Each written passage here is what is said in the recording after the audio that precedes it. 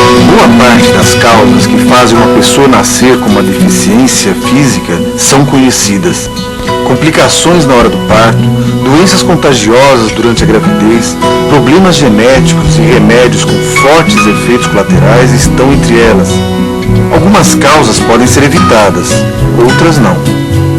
Bebês deficientes físicos devem iniciar o quanto antes um programa de exercícios que estimule o corpo de diversas maneiras. O tratamento ajuda a criança a trabalhar as limitações provocadas pela deficiência. Assim, a criança deficiente física vai conquistando autonomia e independência. Prepare-se para ingressar na pré-escola apta a assimilar conhecimentos e desfrutar, em condições mais favoráveis, as relações de amizade com os novos colegas. A descoberta do mundo. Nasci deficiente físico por causa da talidomida, um remédio que minha mãe tomou para enjoo. Esse medicamento foi muito utilizado por gestantes na época que a minha mãe ficou grávida de mim. Houve uma negligência das autoridades que desconheciam seus efeitos maléficos. Com isso, muitas crianças nasceram com diferentes níveis de comprometimento. Eu, por exemplo, nasci sem uma perna. É difícil que uma criança com algum comprometimento sério nas pernas ande na mesma época que as outras crianças. Mesmo tendo sido estimulada desde cedo, o processo é lento. São muitos obstáculos que ela tem que enfrentar até dar os seus primeiros passos. Quando eu tinha mais ou menos 1 ano, eu comecei a querer ficar de pé numa perna só, me apoiando em sofá, me apoiando na parede. Mais ou menos quando tinha uns 2 anos e meio, 3 anos, meu pai me levou a uma ortopedia, era um italiano que fazia uma prótese bastante primitiva, mas é o que existia na época, de alumínio, dura, que não dobrava joelho, nada disso. E eu comecei, com a orientação dele, eu comecei a andar. E aquilo foi um fato muito importante na minha vida. O ideal é que a família se envolva intensamente no processo de estimulação da criança deficiente física. Tem que ser um apoio decisivo, mesmo que a criança frequente centros de reabilitação que conte com recursos humanos capacitados e tecnologia de ponta. Tudo isso será pouco se os pais e os familiares se omitirem. Quando eu era pequeno e ia para a praia, eu ficava de calça na praia e só quando as pessoas saíam, a praia estava mais vazia, é que eu tirava a perna, tirava a calça e ia de shorts até o mar. E eu percebia que as pessoas não tinham, como ainda não tem, um grande preparo para lidar com a questão do portador de deficiência.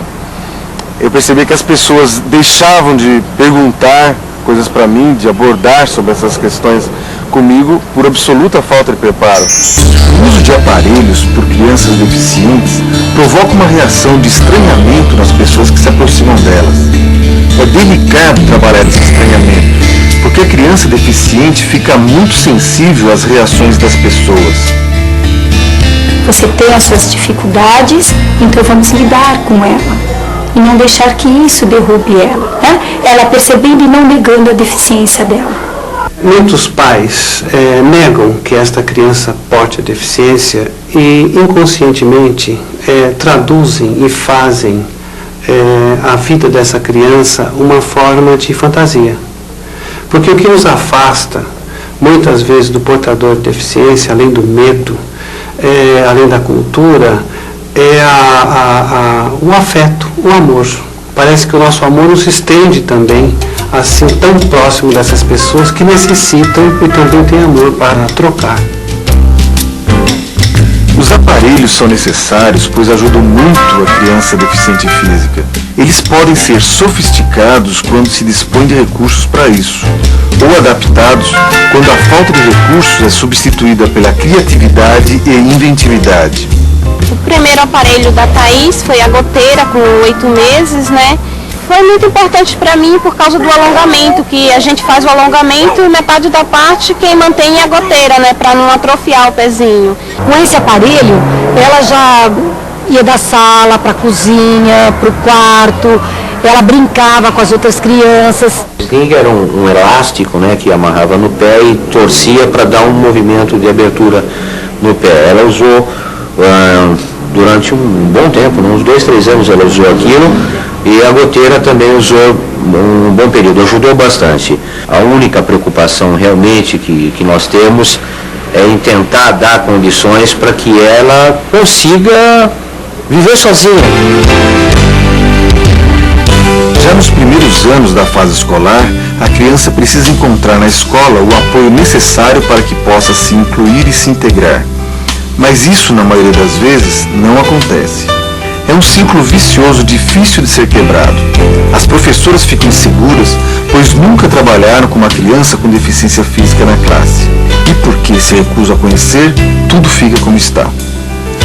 A vida do deficiente pode ser incrivelmente facilitada se a equipe de professores e funcionários estiver sensibilizada, atenta e disposta a ajudar a criança a se desenvolver de acordo com as suas possibilidades. Quando ela voltou às aulas, ela estava um pouco debilitada para andar. Ela precisava de uma pessoa que desse a mão para ela para andar. Acharam que não tinha condições da Raquel continuar na escola. E depois de muito diálogo, eles aceitaram que a Raquel ficasse, mas só que em um período curto na escola. A Raquel começou a não aceitar isso, porque ela queria ficar na escola o tempo todo. Só que aí teve então uma conversa lá entre eles, né, a psicóloga e a médica, e falaram que não, que ela tinha condições de frequentar a escola, que ela precisava desse apoio pedagógico. É assim, na hora do recreio, eu não posso ir pro pátio por causa da escada e tenho que ficar lá na mesa da inspetora. Eu falo, gente, eu não vou cair, se eu cair, o problema não é eu me machucar, o problema é me levantar. O importante é que eu tô indo lá com vocês, tô querendo participar também, eu quero, sabe, participar. Felizmente, sempre existe alguém disposto a aceitar desafios. Nesse caso, o desafio é integrar na escola, em sala de aula, uma criança com limitações motoras. A integração, ela acontece de uma forma natural, ou seja, propondo atividades que essa criança possa participar junto aos outros. Se essa criança tem uma dificuldade visual, ela precisa sentar na frente. Se essa criança tem uma dificuldade motora, ela também precisa sentar na frente. E aí verifica-se a necessidade dessa criança sentar próxima à porta ou próxima à mesa do professor, frente às necessidades que ela encontrará no percurso escolar dela. Se é uma criança que usa uma cadeira de rodas, no momento de jogos como basquete, como vôlei, ela pode estar aptando. Nós temos crianças que apresentam uma certa autonomia e crianças que não apresentam autonomia. No caso de crianças que são muito dependentes, principalmente para ir ao banheiro, a necessidade da disponibilidade do pessoal que trabalha na própria escola. Agora, em crianças que apresentam uma certa autonomia, não há necessidade nenhuma. E acho que isso cabe muito na ajuda do professor. Ele tem que ter flexibilidade, ele tem que ter uma tolerância maior e ajudar essa criança. Por exemplo, para atividade no escorregar da mesa, que tem dificuldade de levantar, a gente gruda com durex na mesa. Quando vai fazer atividades de recorte, você procura estar dando ou com as mãos, ou uma atividade que você possa segurar na mão dele e auxiliar ele a recortar. Que a criança portadora de uma deficiência, ela porta a deficiência, mas ela não é a deficiência. E que isso não irá trazer prejuízo algum às outras crianças que não portam a deficiência. Eu comecei a me envolver com as pessoas mais diferenciadas da escola. Tem aquela menina de cabelo sarará, aquele mais desajeitado, aquele mais gordinho, aquele que não é exatamente o padrão das outras crianças. Entre 4 e 6 anos, uma criança que não é deficiente já tem coordenação de seus movimentos, controla mais seu corpo e se torna cada vez mais independente nas atividades do dia a dia. Eu sempre me sentia bastante independente com relação a usar a prótese. Quando eu era pequeno eu chamava de perninho. O único problema que eu tinha era realmente quando a minha prótese quebrava, isso era constante, o material era muito mais frágil e mais primitivo. Isso mexia muito com a minha autoestima E foi quando isso acontecia, eu tinha que pedir que alguém me levasse para arrumar a prótese. E eu ficava muito triste com isso.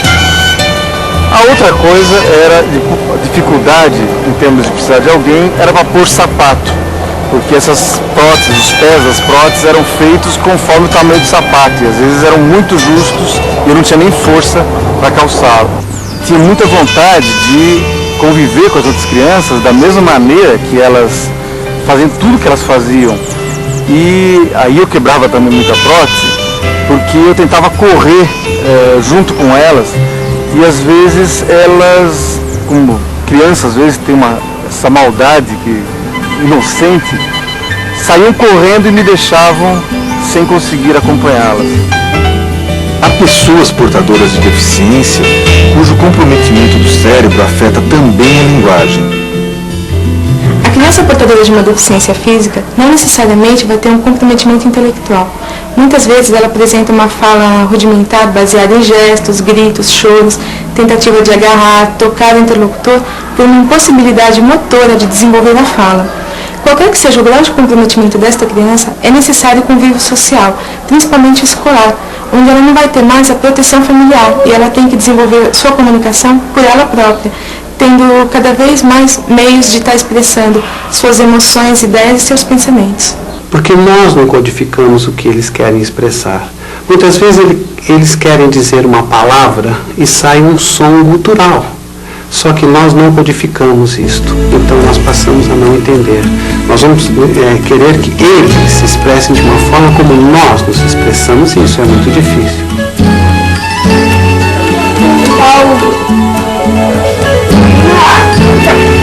Nessa fase de infância, eu fui querendo cada vez mais conviver com meus colegas de escola.